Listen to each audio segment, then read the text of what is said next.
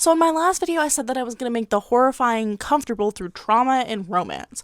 But what does that really mean? Well, it means that the romance of the two protagonists of my novel, Sam and Gideon, is really sweet and cozy and loving, but it's also very intense and intimate.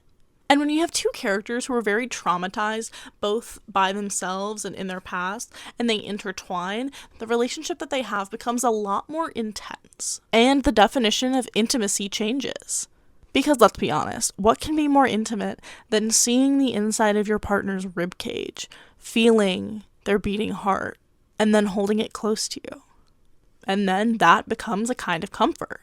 That closeness, that pain that only you know. Not in the sense that an abusive relationship becomes comfortable. There's no abuse in this relationship. But their level of intimacy changes because the way that they have a relationship with their own bodies changes. When your relationship with your body is warped, so is your relationship with your partner's body. And that's what makes their relationship really interesting to me.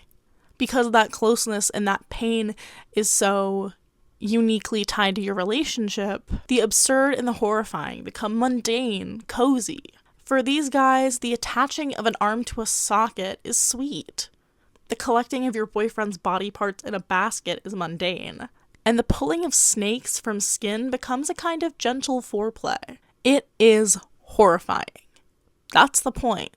But in a world where things have been so bad and so horrible and so painful, being able to be with someone who turns your painful suffering into something soft and sweet is kind of worth it.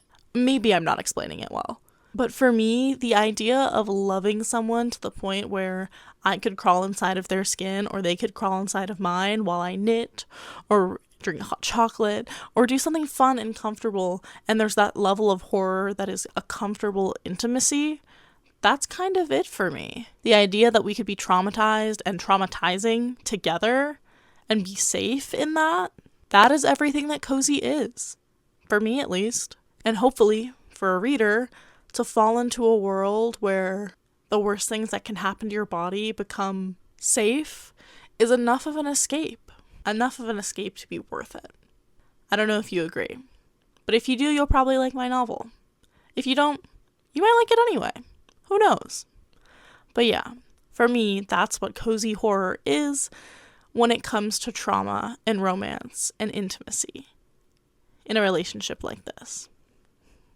Okay, thanks, bye.